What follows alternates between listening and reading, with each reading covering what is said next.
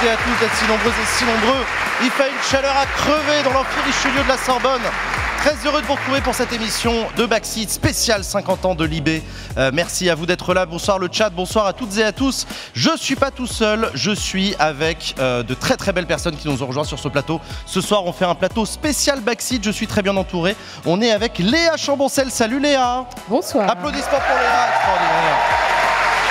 Léa, podcasteuse et fondatrice de Popol Media. Merci à toi d'être avec nous. À côté de toi, on est avec Thomas Legrand. Salut Thomas. Salut, bonsoir. Thomas, tu es éditorialiste politique à Libération et tu es également producteur à France Inter. C'est à toi qu'on doit la formidable émission Enquête de politique. Voilà, il faut écouter le samedi à 18h. Ou alors en podcast. En podcast, quand vous voulez. Merci beaucoup d'être avec nous Thomas. On est également avec Malek Délégué. Salut Malek. Bonsoir à tous. Malek Délégué, toi tu es conseiller en communication politique. C'est ça. Et ancien chroniqueur chez nos petits frères de la télévision. Exactement, et maintenant sur Twitch et à la Sorbonne. Let's go.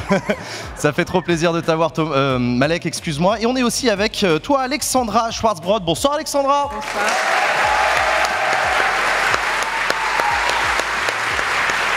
Alexandra, tu es directrice adjointe de la rédaction de Libé, romancière également. Tu es Grand Prix de littérature policière pour Adieu Jérusalem. On est très content de t'avoir avec nous, Alexandra. Bon, bah ce soir, Moi du coup, aussi. on fait un plateau mixte. Il est où, Usul? Je crois savoir qu'il est en route, j'ai demandé. Bon, d'accord. On m'a mais il dit vient qu'il quand arrive. il veut. Hein. Non, mais il vient quand il veut. Le petit Usul est demandé à l'accueil. C'est totalement ça. Non, bah, Usul, il arrive quand il arrive. Hein. Bon, les copains, c'est quand même un Backseat très particulier à l'occasion d'une journée très particulière. On est ici à la Sorbonne, dans l'amphi Richelieu. Les gens sur Twitch ne le savent pas forcément, mais en fait, toute la journée ici, à la Sorbonne, il y a eu un grand événement à l'occasion des 50 ans de Libé. Qu'est-ce qui s'est passé aujourd'hui, Thomas? Eh ben, il y a eu plein de tables rondes avec, où on a réfléchi avec... Usul, Voilà, Usul. mesdames et messieurs.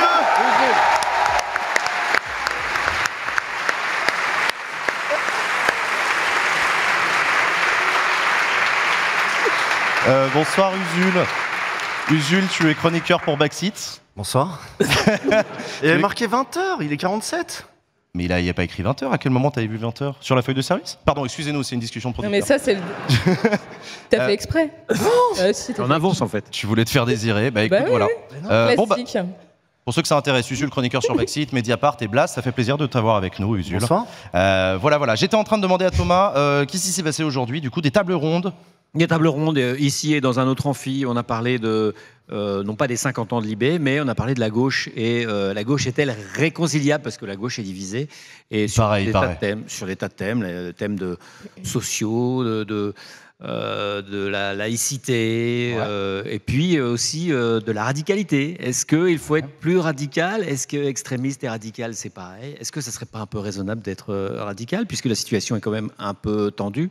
Et voilà, nous, on est un journal qui accompagnons la gauche depuis 50 ans. Ça me fait rigoler de dire ça parce que moi, j'y suis depuis pas très longtemps. Mais, Libération, tu représentes. très corporate. Donc, Ouais. Libération accompagne la gauche. Et là, en ce moment, il faut peut-être essayer de recoller les morceaux. Et puis... il y a un petit débat intellectuel à avoir, faut réfléchir, et un journal, ça sert aussi à ça. Un journal, ça sert aussi à ça. Ça sert pas qu'à ça. C'est pas la base du journal. Hein. La base du journal, c'est de faire des reportages et de parler du monde, pas spécialement de la gauche, mais on est un journal d'opinion. En tout cas, oui, c'est ça. Mais quand on a commencé à préparer cette émission, on s'est dit qu'en fait, Libé et Backseat, on avait quand même un paquet de points communs. Par exemple, une passion pour la politique. Ça aussi, c'est spécifique. Libération est un journal politique. C'est un journal politique, c'est un journal culturel, c'est un journal très complet, mais c'est un journal très politique, oui, et qui est né de la politique, de la reconstruction justement de la gauche après 1968. Et donc, la politique a une importance énorme, mais aussi la culture, très fort, et puis le journalisme, et ça c'est quelque chose de très important. Le journalisme, c'est le reportage, c'est ce qui se passe à l'étranger, ce qui se passe dans la société. Et on a un journal Je sais pas, nous, qui observant le monde et la France. Est-ce qu'on fait du journalisme, nous? Non, je sais pas, je me tourne vers toi, Malek, t'en penses quoi, toi? Chroniqueur, ça veut dire journaliste pour toi? J'en sais rien. Moi, je me considère absolument pas comme journaliste. Ouais. Moi, c'est de l'opinion. Éditorialiste, à la limite, me convient mieux. Ouais. Tu vois. Que journalisme, je n'ai absolument pas la prétention de l'être, tu vois. Ouais, non, mais je comprends. Usul? L'éditorialiste, c'est un journaliste parmi tous les métiers possibles du journalisme. Traditionnellement, il y en a toujours eu au 19e. Il y a déjà des gens qui, en fait, bougent très peu de leur cabinet, mais lisent ce que font les autres et commentent et machin, en se basant autant que faire se peut sur les faits, évidemment. Ça, c'est quand même, tant qu'à faire. Bah oui. Enfin, encore que tu me diras. Justement, c'est aussi peut-être la limite du truc, c'est qu'on a vu aussi des éditorialistes bien sûr. Mais c'est un des métiers du journalisme. Mais le journalisme, 80% des journalistes, ils travaillent pour la presse spécialisée. Donc ils écrivent sur la chasse, ils écrivent sur la pêche, sur la voiture. C'est très vaste le métier de journaliste. Et là-dedans, oui, éditorialiste, c'est une des spécialisations possibles. On a le visuel de la première une de Libé sortie en 1973. Vous pouvez la montrer en régie. Voilà, prenez votre journal en main. C'était le tout premier numéro de Libé. D'ailleurs, si vous vous abonnez à Libé avec l'offre spéciale Backseat, 10 € pour 6 mois d'abonnement, c'est quand même vraiment pas cher. Vous pouvez avoir ce premier numéro de Libé en version PDF. Sinon, je peux partager mes codes, gratos. Non, commence pas. Non. Le journalisme, ça se paye, c'est un coût. Ouais, et c'est moins cher avec Backseat. Enfin, bref. Et donc, du coup, non, mais en vrai, pour les jeunes, qu'est-ce qui s'est passé en 73, Alexandra? Tu saurais nous raconter l'histoire de Libé? Pourquoi Libé a été créé en 73? Alors, moi, j'y étais pas en 73, je suis arrivée en 94. Mais il faut voir la société dans laquelle Libé a été créée. C'était une société où il y a encore plein qui était encore très corsetée, où il y a plein de conventions. Libé a été créé pour faire sauter tout ça. Le maître mot, c'était la liberté. Liberté de ton, liberté d'opinion, liberté sexuelle. Il faut voir, la société à l'époque était quand même très coincée. Et Libération, tout à coup, est arrivée et a fait sauter tout ça. C'était un journal jeune. Pardon ? C'était un journal jeune. C'était un journal de jeunes. Super jeune. Mais ouais. Super jeune, bien sûr. Oui, très très jeune. C'est ce que Serge July disait dans le numéro spécial 50 ans que vous avez fait il y a un mois. Il expliquait, il parlait de la volonté de créer Libé autour de la volonté de parler ce dont la jeunesse était témoin aujourd'hui, mais dont personne ne parlait. Oui, exactement. Par exemple, le rock, en fait, simplement la contre-culture, les concerts. Il y avait des mouvements de la jeunesse, il se passait des trucs, mais personne n'en parlait. Donc c'était un journal jeune. Il fallait que les jeunes aient leur propre. Totalement jeune, qui parlait notamment de la nuit. Personne ne parlait de la nuit, de ce qui se passait la nuit dans les concerts, dans la rue, dans les boîtes. Et ça, Libé avait même une rubrique sur la nuit. Et ça, c'était une nouveauté dingue à l'époque.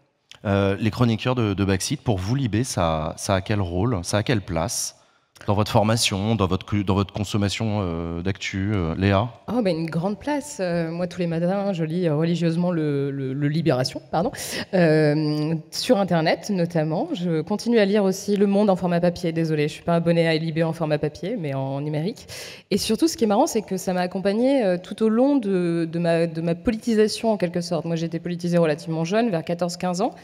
Et je suis partie en échange au Brésil pendant 1 an. Et ma maman m'achetait les unes de Libé, les grosses unes de Libé, genre affichées dans ta chambre. Ouais. En fait, quand je suis rentrée, j'avais tout un tas de journaux de Libé que ma mère m'avait achetés pendant mon absence, et d'ailleurs je le remercie, c'était assez chouette. Donc il y a toujours eu un attachement très fort, un journal qui m'a vraiment accompagnée tout au long aussi de mes études. Et un journal d'opinion qui fait du bien, en somme, parce que quand on lit Le Monde à côté avec des choses peut-être un peu plus techos, qui est important aussi, bien sûr, mais on a cette approche, ce regard engagé, et on va en parler, je pense, qui est assez frais et qui continue à perdurer.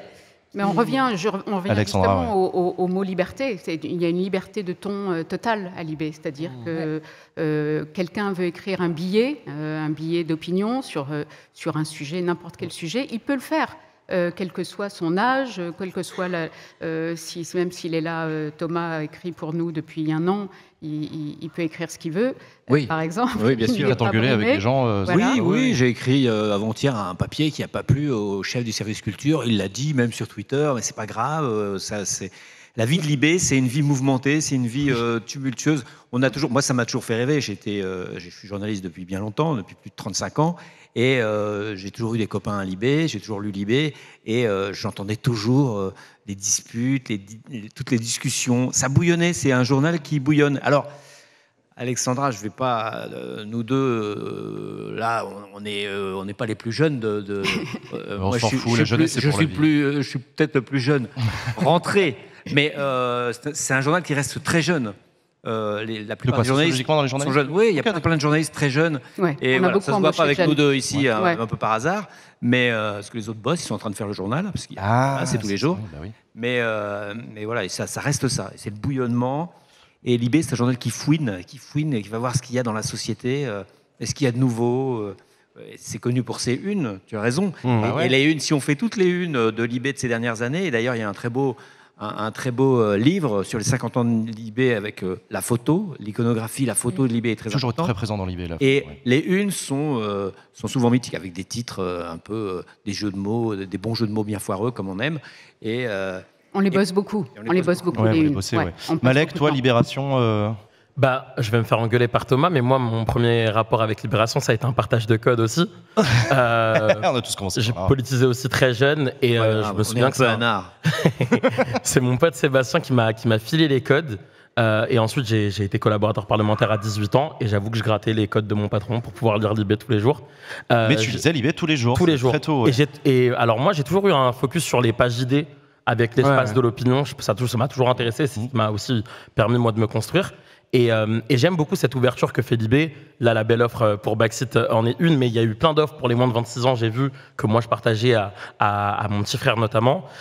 Et même aussi avec les newsletters. Je lis chez Paul tous les matins. Voilà, ça me fait rire. Il y a des jeux de mots, c'est sympa. On apprend des trucs, des petites indiscrétions. Il y a un vrai taf. Et il y a aussi plein de jeunes journalistes chez Libé que moi, j'ai croisés dans ma vie pro sur le terrain. Ou alors même, c'est l'été dernier, un mariage. Voilà, salut, tu fais quoi? Je suis journaliste à Libération, Service Culture. Voilà, et on a eu le temps. J'ai fait le débat sur les 50 ans de Libé avant ce soir, désolé. Bah non, mais c'est cool. Jules, toi, Libé, c'est un journal que tu as beaucoup lu. À la base, pas trop, parce qu'il y a eu toute une période, référendum 2005, etc., où j'étais peut-être trop à gauche pour Libé. Ouais. Il y a eu, mais il y a eu où Libé n'était période pas assez pour toi, on peut le dire. Où Libé n'était pas assez pour moi, ou alors la place qui était faite aux uns et aux autres dans ce débat qui est Libé ne correspondait pas à ce que moi je cherchais. Voilà, je préférais lire Le Monde Diplo ou d'autres trucs. Et puis, je m'y suis mis quand même au bout d'un moment. C'est devenu le petit rituel, le Libé, le café le matin. Il y a des chroniques, des trucs, le fait qu'il y ait à la fois, il y a Schneiderman, il y a Chapoutot, c'est incroyable. Ouais, c'est Yoann Chapoutot, un historien qui est super intéressant. Yoann Chapoutot. Et non, Libé, c'est devenu un peu le truc du café du matin. Alors, le confinement a tout niqué, je suis passé en numérique. J'ai arrêté d'acheter le Libé du café parce qu'il était plus dispo. Je demandais. En plus, on avait un truc des distributeurs à Lyon qui faisait qu'il y avait plus de. Enfin bon, bref. Et sinon, je lis aussi Mediapart parce que sinon, où il y a aussi plein de jeunes journalistes qui font vivre la presse, le débat, etc. C'est très bien. Il y a Popol aussi. Popol, c'est pas mal. Oui, il y a Backseat aussi. Commencez par. Il y a plein de trucs. France Inter aussi. Mais non, Libé, vraiment, voilà, l'entendre aussi comme un carrefour où vont se rencontrer des tribunes contradictoires sur la même page, enfin sur la même double page. Ouais. Et puis on regarde un petit peu ce qui se dit, et puis on se dit, putain, ils ont invité l'autre con. Évidemment, il dit des trucs de con. Heureusement, à côté, il y a, voilà. Et on trouve, et on fait son truc, quoi. Moi, j'ai une petite question pour vous de Libération. C'est qui trouve les jeux de mots? Enfin, est-ce qu'il y a genre une meuf, un mec dédié? Est-ce que vous faites genre des brainstorming? Parce que c'est incroyable. Ils sont trop bien. Non, c'est vraiment un travail collectif. C'est-à-dire que pour faire, enfin, pas seulement à l'intérieur du journal, on a des éditeurs, on est très très drôle. Des jeunes éditeurs notamment qui sont super et qui adorent. Les jeunes à Libé sont encore plus attachés à l'esprit Libé que les plus anciens. Et donc les jeunes se prennent le chou parfois pendant 1 heure sur un titre pour essayer de trouver le titre qui va tilter. La une, on se réunit à plusieurs, à qui veut d'ailleurs, c'est ouvert à tout le monde. Et là, on se prend le chou, on dit le plus de conneries possible parce que c'est là où tout à coup, on a les deux mots qui s'assemblent et qui font la bonne manchette. Mais ça peut durer 5 minutes, parce que tout à coup jaillit une idée formidable, enfin en tout cas qu'on trouve nous formidable. Ça peut durer 2 heures, parce qu'on n'y arrive pas, on ne trouve pas, et on bute, et on ne veut pas sortir de la salle avant d'avoir trouvé la manchette qui nous plaît. Libé, c'est aussi un journal engagé. C'est quand même une identité. On demande aux gens Libération, on nous répond journal de gauche. Oui. Alors, c'est revendiqué, c'est souhaité. Oui, c'est historique. Ça a été créé par Jean-Paul Sartre et ça a été créé par des gens de gauche. Et dans le panel des journaux français, Libé est de gauche. Alors, il y a une période, il était d'une certaine gauche. Et maintenant, il prétend être de toutes les gauches et d'essayer de revenir à une situation, dis-moi si je me trompe Alexandra, mais une situation où c'est un petit forum où les gauches s'engueulent. Mais c'est bien, on peut s'engueuler. En même temps, il n'y a pas d'enjeu. Moi, je peux parler, je m'engueule sur un édito et puis je peux changer d'avis. On me dit, ah ben oui, mais en fait, il a raison. Je dis qu'une connerie hier, je ne suis pas élu, je suis pas... Mais on a toujours été le journal de toutes les gauches. Oui. Simplement, en fonction des gens qui sont là, la direction, ou dans les jeunes embauches, le rapport de force entre la gauche de la gauche et la gauche plus... Toujours un peu anard, quand même. Voilà. Il y a toujours cette... Ça change. Cette liberté qui... Non, mais ouais, ok. Non, mais c'est intéressant parce qu'effectivement, il y a peut-être des jeunes, etc. Il y a ce côté toujours un peu anard, mais si on parle 2 secondes d'idées politiques, dans l'anarchie, il peut y avoir, ou dans cette idée libertaire, il y a un peu le mot libéral aussi, quelquefois. Oui, c'est là où je tiquais un peu sur anard. Ça peut être... Non, mais quand je parlais de la période où je pouvais pas lire Libé, c'est là où tu avais du mal. Ou de la période de Morand, où il y a eu des moments où j'étais là. Oui, mais il y avait toujours des pages qui te plaisaient si tu allais fouiller, mais bon, ça te fatiguait un peu. Ouais, puis moi la culture, le sport, moi c'était la politique et l'économie aussi, un peu d'économie. Moi, c'est un journal. Ce que je voulais dire quand même, c'est que c'est d'abord un journal et il faut moi, j'ai l'impression que depuis quelques années, en tout cas depuis qu'il y a cette nouvelle direction, Libé s'est d'abord recentré sur le boulot d'un journal. Et le boulot d'un journal, c'est les faits, le reportage, les enquêtes, révéler des choses. Novalfont dit qu'un journal, c'est écrire quelque chose, écrire demain matin dans le journal quelque chose qu'un puissant quelque part ne voudrait pas voir écrire. Et ça reste. Il faut que ça retrouve ça, et c'est en train de retrouver ça. Et ça, c'est intéressant. Et ce qui me réjouit, moi, qui suis éditorialiste dans ce journal, c'est de regarder tous les jours les clics et le volume. Parle bien dans le micro, s'il te plaît. Le volume oui, la radio, je connais pas très bien. Et donc, Twitch. Et de constater que le plus gros volume de clics, c'est sur Check News, c'est sur les faits, les infos et tout ça. Pas sur l'opinion. Voilà. On a retrouvé une une, d'ailleurs, de 1989 de Libération sur le changement climatique. Je ne sais pas si vous pouvez l'afficher. Objectif Terre. C'était en 89. Oui. Libé a aussi été un journal qui a suivi des engagements avant-gardistes. C'est aussi un peu l'ADN. On parle par exemple les droits LGBTQI+. Ça a été là aussi un combat de Libé. Il y avait les années SIDA. Il y a eu des moments aussi où Libé a été à l'avant-garde de la gauche. C'est toujours le cas aujourd'hui ? Alexandra ? Ah bah oui, bien sûr. Il y a toujours. De toute façon, on voit bien que ces combats-là que l'on menait déjà il y a longtemps, ils sont toujours d'actualité. On s'est battu beaucoup pour les droits des femmes, pour l'avortement, contre la peine de mort. Tous les grands combats. Pour les homosexuels. Tous ces grands combats de société, on les a menés et on voit bien que il faut continuer à les mener aujourd'hui, c'est-à-dire que c'est pas fini. Non, l'égalité des droits, c'est pas une évidence qui est gravée dans le marbre. Il faut continuer à se battre pour ça. Contre les féminicides, par exemple, on a été parmi les premiers à faire le décompte mensuel des féminicides, qui est un fléau monstrueux. Et ça, il faut se battre pour essayer de faire cesser ce fléau. L'avortement, on s'est battu pendant des années pour le droit à l'avortement. Et on voit bien que ce combat, il faut le mener à nouveau. Parce qu'en Europe même, il y a des voix qui s'élèvent contre l'avortement. Donc, c'est vrai qu'on a été à l'avant-garde de tout un tas de combats. Et ce qui est intéressant, c'est qu'on voit qu'ils sont toujours d'actualité. Et le dérèglement climatique, alors ça, c'est carrément... carrément. C'est là maintenant. Nous, on a passé la démultiplier. Là, on y va tous les jours, je crois. On a un papier sur le sujet. Parce que c'est gravissime, ce défi-là. Vous aussi, dans vos activités sur Internet, vous êtes engagé. Vous définissez comme engagé. Léa, t'es féministe ? Moi, je suis même... Oui. En fait, tu as le droit de dire non, mais mais je ne dirais pas non, puisque je suis effectivement féministe. Je suis même militante, je peux le dire. Et ma pensée, ce que j'essaie de transmettre, la déconstruction, mais à la fois la construction aussi, parler du féminisme en tant que projet politique, etc., c'est un travail à la fois, effectivement, d'information, mais pas que. C'est aussi un travail de sensibilisation Et c'est de fait éminemment un travail politique, mais pas que. C'est aussi un travail qui permet, je l'espère en tout cas, de faire évoluer les mœurs, de sensibiliser les consciences. Je voulais juste revenir sur... on n'arrête pas de parler de la gauche, de la gauche, de la gauche, et j'ai le sentiment qu'on n'a pas encore pris le temps de définir ce terme. C'est quelque chose d'important. Non, mais... Est-ce que vous avez 4 heures devant vous? Non, mais voilà. Parce que du coup, je me suis dit que ça pouvait être intéressant. Un journal de gauche, c'est quoi? Sommes-nous de gauche, etc. Donc je suis allée voir sur Internet.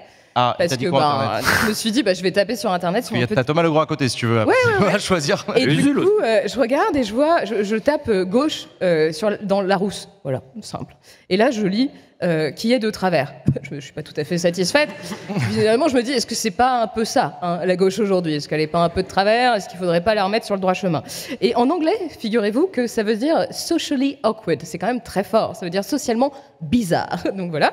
Donc, et effectivement, politiquement, c'est quoi être de gauche? Thomas Chez Libération, c'est quoi Oui, c'est vrai ça. C'est quoi le mot gauche? Les gauches, la gauche.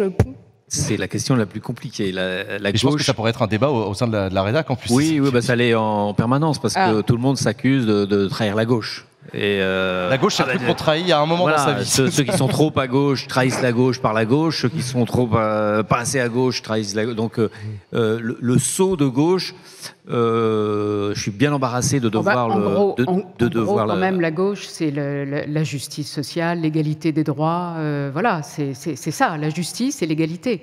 Moi, c'est la liberté. La remise en cause de l'ordre. Liberté, égalité, fraternité. L'émancipation. L'émancipation, c'est bien. Pour être précis. Oui, mais ça peut être aussi l'autodétermination. Par exemple, on peut imaginer que les services publics de l'État permettent à des gens de s'émanciper même de leur propre famille. Et donc s'inscrivent moins dans le... Enfin, tu vois, quand t'as une famille, par exemple, homophobe, que tu dois te barrer de chez toi, est-ce que c'est pas au collectif? Oui, t'as raison, le collectif vient aussi, à un moment, créer ce truc-là. Donc l'émancipation, oui, collective, oui. Oui, t'as raison. Collective et individuelle. Il y a cette tension, même chez Marx, aussi, déjà, de ce truc-là. Moi, je suis impressionné par le nombre de gens que je vois, notamment sur Internet, notamment des jeunes qui ont une définition ultra précise de ce qu'est, et surtout de ce que n'est pas la gauche, qui est extrêmement cornaquée dans une définition très, très arrêtée, très stricte, et qui passent leur journée à trouver des bons et des mauvais points. Et ils disent quoi alors? Que l'IB n'est pas de gauche. Parce que pour eux, c'est quoi la gauche? Je crois que j'ai foutu la merde. C'est la révolution. On en parlera avec notre invité politique tout à l'heure. C'est la question de trahison, de déception. La gauche, c'est un truc qui a jamais vraiment. Notre invité politique a été accusé de pas être de gauche aussi. Donc oui, justement. Non, mais on va en parler aussi avec lui de ce que ça veut dire la gauche et de ce que ça veut pas dire. Mais... Emmanuel Macron nous a même dit qu'il était de gauche parce que sa définition à lui, c'était le progrès. Voilà. C'est vrai ça. C'est pas ça parce qu'il a essayé d'opposer effectivement progressisme. La liberté, l'égalité. Non, surtout progressisme via le monde réac en quelque sorte. Est-ce que vous, pour vous, Macron, il est de gauche ou pas? Moi, j'ai ma petite idée, mais... Alors, est-ce qu'il l'est? Moi, j'ai ma petite idée, mais j'aimerais bien vous entendre. Lui, il prône le dépassement droite-gauche, et généralement, ceux qui prônent le dépassement droite-gauche ne sont surtout pas de C'est les fascistes. C'était Mitterrand. Non. Mais les fascistes disaient ça. C'est vrai. Au-delà de la boutade, c'est très souvent, c'est en sciences politiques. Mais Macron n'est pas fasciste. Il a beaucoup de défauts. Non. On a dit généralement. Non. Il peut y avoir des exceptions. On peut dire que les fascistes aussi prétendaient dépasser. On va le dire comme ça. La droite et la gauche. Oui, tout à fait. Ouais. Mais en tout cas, mais la question est ouverte. C'est aussi ça qui est beau avec la gauche, c'est que la question est ouverte. Et Libération a fait aujourd'hui une journée de colloque où la question en fait est revenue en permanence. Voilà. Non, mais c'est quoi la gauche? C'est de quoi chacun sa définition. Chacun a une définition, mais c'est quand même une famille. On se reconnaît. Il y en a pour qui c'est. Non, c'est une famille dans laquelle on s'engueule. Moi, ma définition, si je devais en donner une, je reprendrais la définition de le triptyque de la République, parce qu'au départ, la République, c'est une idée de gauche, liberté, égalité, fraternité. Et alors là, il faut faire une hiérarchie. Est-ce que c'est la liberté en tête? Est-ce que c'est l'égalité? Est-ce que c'est la fraternité? Est-ce que tu dirais l'égalité est centrale. L'égalité est centrale. L'égalité, la liberté est essentielle et la fraternité, on ne peut pas vivre sans. Donc j'ai du mal à faire une hiérarchie, mais je dis l'égalité est centrale. Voilà. Il y a aussi un point commun qu'on a, Baxit et Libé. En 50 ans, Libé, vous n'avez jamais interviewé Jean-Marie Le Pen. Vous n'êtes pas un peu intolérant?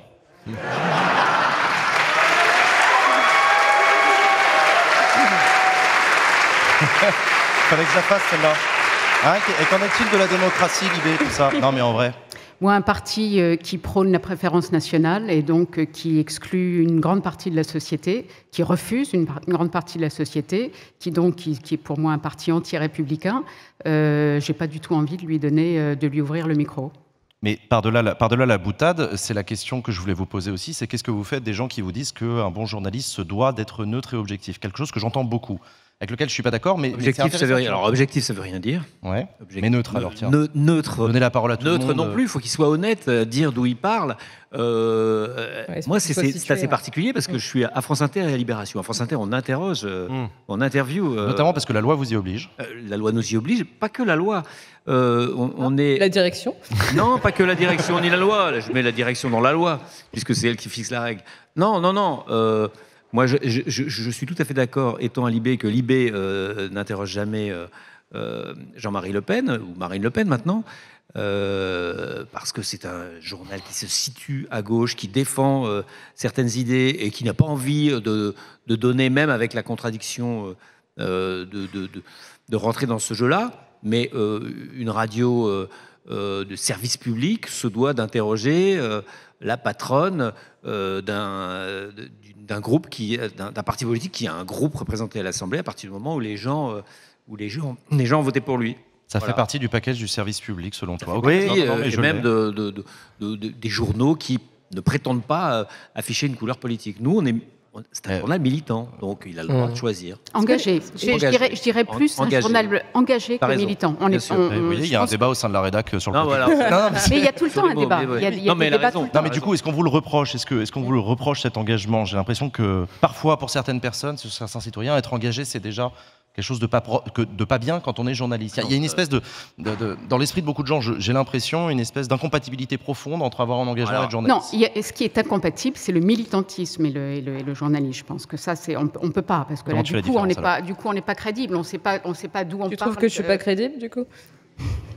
Parce que je milite, moi, en fait. Oui, c'est vrai. Mais le militantisme politique ou le militantisme en mode société civile, association? Je pense que c'est compliqué quand même Ou alors, il faut que tu sois très situé, que tu sois très clairement positionné. Il faut mettre les cartes sur table, ça, c'est sûr. Nous, on a des billettistes et des auteurs de billets qui sont clairement des militants féministes ou autres. Et ça, voilà, à partir du moment où on sait où se situe la personne qui écrit, d'où elle parle, au nom de quoi elle parle, là, tout va bien. Vas-y, Thomas. Je vais te donner un exemple entre un polémiste, pas journaliste, ou un homme politique et un journaliste engagé. Moi, si je suis dans une émission de télévision et que je suis dans un débat face à un journaliste du Figaro qui ne pensera pas la même chose que moi, je sais, parce qu'il est journaliste et qu'il a les mêmes relations aux faits, je sais que je peux débattre avec lui, m'engueuler avec lui, mais par rapport aux faits, il ne mentira pas. C'est-à-dire que je peux dire, voilà, sur l'immigration... Éric Zemmour était journaliste au Figaro. Mais non. Et il ment. Qui? Éditorialiste. Qui? Non, Zemmour. Éric Zemmour. Alors, Zemmour a quitté la sphère journalistique petit à petit. Il est devenu maintenant polémiste et homme politique. Et c'est justement... Tu as remarqué que, comme il était plus journaliste, il est sorti. C'est ça. Mais moi, quand je débat, disons, avec mon alter ego, l'éditorialiste Guillaume Tabar, qui tous les jours, comme moi, fait un billet dans le... Bon, je peux considérer que les faits qu'il traite, il les traite d'une mauvaise façon, qu'il surestime le problème, certains problèmes de la laïcité ou certains problèmes de l'immigration ou de l'économie, il prend pas le bon angle, mais on ne se battra pas sur la réalité. On a un langage commun qui est un rapport aux faits. Et ça, c'est la base journalistique. Sans ce rapport aux faits. Et après, sans ce rapport aux faits, on n'est pas journaliste. On a une procédure, on recoupe les faits. Quand on dit des choses, quand on affirme des choses, quand on révèle quelque chose, on a dû le recouper parce que, d'abord, juridiquement, nos journaux, alors, c'est pas rentrer dans des questions un peu chiantes, mais juridiquement, nos journaux sont des ont un statut juridique d'éditeur. Donc on a une responsabilité. Par exemple, tous les réseaux sociaux et sont des hébergeurs. Vous pouvez dire n'importe quoi sur les réseaux sociaux, personne ne va vous engueuler. C'est en train de changer. C'est en train de changer, mais pour l'instant, ce n'est pas le cas. Nous, si on dit n'importe quoi, si on dit des choses qui sont fausses, on peut être condamné. Et Libé a été le premier canard à créer un service de vérification des faits. Ouais, à l'époque, ça s'appelait Check News, qui s'est appelé Désintox, et on a été les premiers à lancer ça. Et c'est un succès dingue. Ouais, d'ailleurs, dans le fameux top 10 dont parlait Thomas tout à l'heure, les papiers qui sont les plus lus, souvent, ce sont les papiers de Check News, parce que les gens ont besoin qu'on leur dise si ce fait est avéré ou pas. C'est hyper important. Je précise pour ceux qui nous écoutent que le mot canard est dans le jargon, ça désigne un journal. Voilà, c'est du jargon journalistique. Un canard, c'est un journal. À la base, ça désigne une rumeur. Oui, en plus, il paraît. Mais et à la base encore un petit animal. Oui, bien sûr.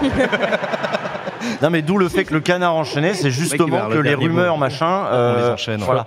Je pensais que c'était de parler de moi avec mes meufs, mais Oh Malek. Bienvenue sur Fun Radio. Usul, tu voulais dire un truc intéressant? Ouais, et puis j'ai oublié avec cette histoire de canard.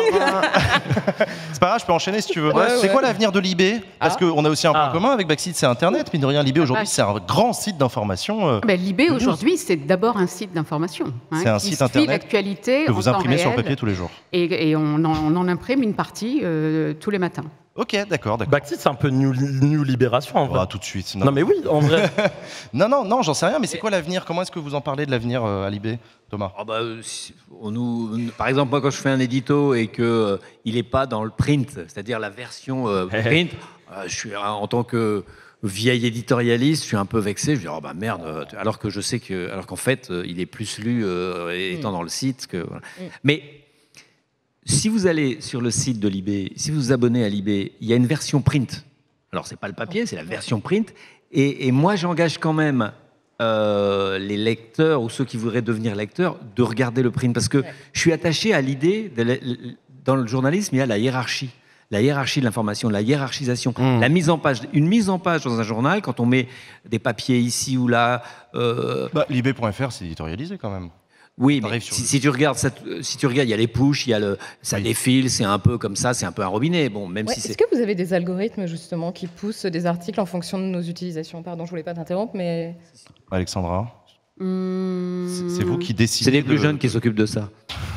Non, mais c'est très important ce qu'il a dit, Thomas. Je suis un peu enfermée dans mes domaines de prédilection, et c'est pour ça d'ailleurs que je suis revenue au format papier pour un autre grand quotidien que je ne citerai pas ici ce soir, parce que justement j'avais ce sentiment d'être complètement détachée, notamment de l'actualité internationale. Et là, ce grand quotidien que je ne citerai pas ce soir commence par l'actualité internationale, et en fait j'arrive à remettre un pied dedans, alors qu'en réalité, si je restais sur juste l'application ou le format en ligne, j'avais l'impression d'être enfermée dans le politique et les sujets de société. Souvent, mais c'est surtout l'actu brûlante qui nous pousse. Et donc, c'est ce qui, s'il vient d'y avoir une attaque de drone sur Moscou, on fait remonter le papier le plus haut sur le site, parce que c'est ça que les gens viennent chercher sur le site des Libé, l'information la plus chaude.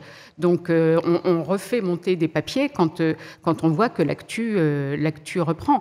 Sur l'avenir de Libé, ce que tu demandais tout à l'heure, ce qui est intéressant, et moi je l'ai vécu, parce que quand même j'y suis depuis 1994, et on en a vécu des crises dingues. Je ne sais pas, vous les avez peut-être pas vécues, ces crises connues, mais moi je nous ai vus mourir.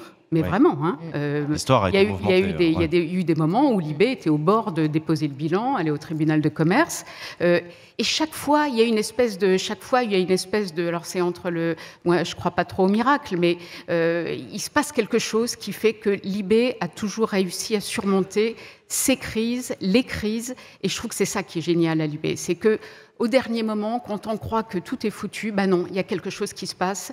Et Libé repart, et ça c'est formidable. Et maintenant ça va mieux? Là maintenant on est non, là on est dans des nouveaux bureaux qui nous ressemblent bien, parce qu'on était dans des bureaux assez froids et en face du ministère de la Défense. Juste en face du ministère de la Défense, dans un quartier de droite en plus. Donc voilà, là on est dans le 13e, on est tout seul dans nos bureaux. Et puis, il y a une énergie, il y a une nouvelle énergie qui est là. Comme on l'a dit tout à l'heure, on a embauché beaucoup de jeunes. Et donc, ça brasse, ça débat, ça s'engueule, et c'est super. On parlait de conflit de génération, enfin, tout à l'heure, vous en parliez. Vous êtes en 5e position des plus gros lives français sur Twitch, donc...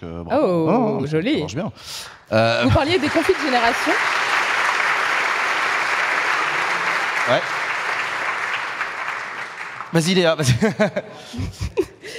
Pardon. Oui, vous parliez des conflits de génération plutôt sur la séquence précédente. Est-ce que, là tu viens de dire que vous employez énormément de jeunes, est-ce que vous, par exemple, qui avez une expérience un peu plus ancienne du métier de journaliste, vous sentez c'est joliment dit. C'est joliment dit. Vous sentez qu'il y a peut-être des conflits sur la façon de faire du journalisme entre les jeunes et vous? La façon de faire, non, je crois pas. Non. Les approches, c'est... Non, je crois que tous ceux qui sont à l'IB ont la même conception, la même envie de faire du journalisme. Ça, là-dessus, il n'y a pas de sujet, il n'y a pas de débat. Le débat, il est plus sur les opinions. Parce qu'évidemment, la jeune génération est beaucoup plus radicale que la plus ancienne. Et donc, parfois, on peut... Sur certains sujets, oui, c'est vrai. Usul. Ah oui. Moi, j'ai une question, parce que moi, ce que j'aime bien, j'ai été du coup amené maintenant à côtoyer pas mal de journalistes. Et ce que j'aime bien chez les journalistes... Des vrais Des vrais Des vrais. Oui, pas de ceux du jeu vidéo ou je sais pas quoi. Et ce que j'aime bien, moi, c'est la culture des vieux journalistes. Voilà, de connaître machin. Et non, mais ça fait plaisir. Moi, un bon journaliste, c'est quand même quelqu'un qui sait te dire, en 83, machin. Mais même en presse locale. En presse locale, quelqu'un qui sait, moi à Lyon, je vois des journalistes qui me disent c'était pas comme ça en 95 parce qu'il y avait truc, puis il y a eu le procès machin. Et cette mémoire emmagasinée qui va faire les papiers d'après. Et donc, comment on fait la transmission? Est-ce qu'il y a des cadres prévus pour que cette transmission se fasse entre cette nouvelle génération qui a encore pas mal à apprendre et cette vieille génération sûre de son savoir qui parfois peut être aussi arrogante sur ce qu'elle va penser de la société telle qu'elle va aujourd'hui? Sûre de son savoir, en tout cas, moi je me suis jamais sentie sûre de mon savoir. Mais non, moi je trouve qu'on apprend. Alors ça peut paraître bateau ce que je vais dire, mais moi j'ai l'impression d'apprendre autant des jeunes qui sont là que apprennent de moi. C'est ça qui est génial. Et c'est ce que je voulais dire tout à l'heure par l'égalité, la solidarité, qui sont des valeurs de gauche. Je crois qu'à l'IB, vraiment, on le pratique tous les jours. C'est-à-dire qu'il y a des vrais échanges et un jeune peut engueuler un plus âgé en comité de rédaction en disant que c'est vraiment des conneries ce qu'il a écrit dans le journal ce matin et ça pose aucun problème. Et c'est en permanence ça, ce jeu. Et c'est ça qui est chouette. C'est ça qui est chouette. Moi, j'adore, par exemple, tout à l'heure, je discutais avec Nicolas Massol, qui est un des jeunes journalistes qui suit l'extrême droite. J'ai beaucoup suivi l'extrême droite quand j'étais jeune, dans les années 80-90. Il avait lu des livres que j'ai lus, il avait lu même des livres que j'ai écrits, et puis il connaît plein de trucs que je connais pas, et parce que lui, il fouine comme je fouinais à l'époque. Je me suis reconnu là-dedans, et il m'apprend plein de trucs, et c'est vachement agréable. Et on transmet comme ça. Et moi, j'ai reçu aussi de vieux journalistes, que je trouvais à la fois cultivés, puis un peu ringards, qui écrivaient un peu, voilà. J'aimais pas écrire comme eux, et lui, il doit penser la même chose. Mais il y a un sujet sur lequel, que je trouve vachement intéressant. Moi, c'est le rapport garçon-fille, le rapport du genre et à l'information ou au métier. Non. Cette façon que cette jeunesse a d'interroger la domination masculine, ces choses-là, qui n'étaient pas dans la culture de quand on a commencé le journalisme, nous, Alexandra et moi. Et il y avait aussi dans cette hiérarchie journalistique quelque chose d'assez masculin, le vieux rédac-chef qui picolait, il y avait toute une imagerie comme ça. Puis les femmes, elles rentraient plus tôt, et puis c'est les mecs qui restaient un petit peu pour boire des coups, parce que c'était leur femme qui s'occupait des gamins, de toute façon. Dans quelques minutes, on va recevoir notre invité politique ce soir pour cette émission spéciale. C'est François Hollande, l'ancien président de la République, qui a accepté notre invitation à l'IB et à Backseat. Je te jure que si. François Hollande qui nous a fait le plaisir d'accepter notre invitation. C'est pas tous les jours qu'on interviewe un ancien président de la République, même vous à l'IB, c'est pas tout le temps. Qu'est-ce qu'on en attend de cette interview, de cet échange qu'on va avoir avec François Hollande? Alexandra? Beaucoup de choses, parce que François Hollande il a plein de défauts, mais il a aussi plein de qualités, et notamment celle d'être assez spontané, de dire les choses. Ouais. Et enfin, on va voir s'il l'est. Et je pense que on a passé la journée à débattre de la gauche et de l'état catastrophique dans lequel se trouve la gauche aujourd'hui, qui est divisée, et on n'a jamais eu autant besoin de la gauche pour contrer la montée de l'extrême droite. Ça va être très intéressant de l'interroger justement sur l'état de la gauche, qui en est responsable, pourquoi, et qu'est-ce qu'il faut faire, qu'est-ce qu'on peut faire pour recoller les morceaux épars. Voilà, il y a plein de choses. Il y a aussi la question du conflit de génération qu'on voulait aborder avec François Hollande, parce qu'il avait fait la priorité jeunesse. C'est ce qui lui avait permis d'ailleurs de remporter la primaire qu'il a catapulté vers l'Élysée en 2011. L'idée du conflit de génération, sommes-nous face à un conflit de génération? Est-ce qu'il y a des générations irréconciliables, pour filer la métaphore avec les gauches irréconciliables? Ça fait partie des sujets qu'on voudrait aborder avec lui. Usul? Moi, c'est pas tant sur la gauche, c'est vrai que c'est pas vers lui que je vais me tourner d'emblée pour me dire comment on reconstruit la gauche. Par contre, en tant qu'homme d'État, moi, ça m'intéresse de savoir où on va comme nation, là, où on va comme État. Qu'est-ce qui fait qu'on fait encore un truc commun, là, qu'on est encore ensemble? Macron qui a lâché comme ça le mot de décivilisation. Mais est-ce qu'il n'y a pas un peu d'anomie? Est-ce qu'il n'y a pas un peu de ces services publics, voilà, qui nous maintenaient ensemble, de structures communes, de choses qui faisaient qu'on faisait nation, une éducation nationale, des choses, un hôpital, plein de trucs et qui ont progressivement un petit peu disparu, en tout cas comme horizon de commune. Est-ce qu'on en a encore un horizon commun, et qu'est-ce qu'il va falloir reconstruire en premier si on veut reconstruire un pays qui tient à peu près debout? Qui sombre pas dans ni les attentats d'extrême droite, ni quoi que ce soit, tu vois, voilà. Ça va faire partie des questions effectivement qu'on va aborder avec lui.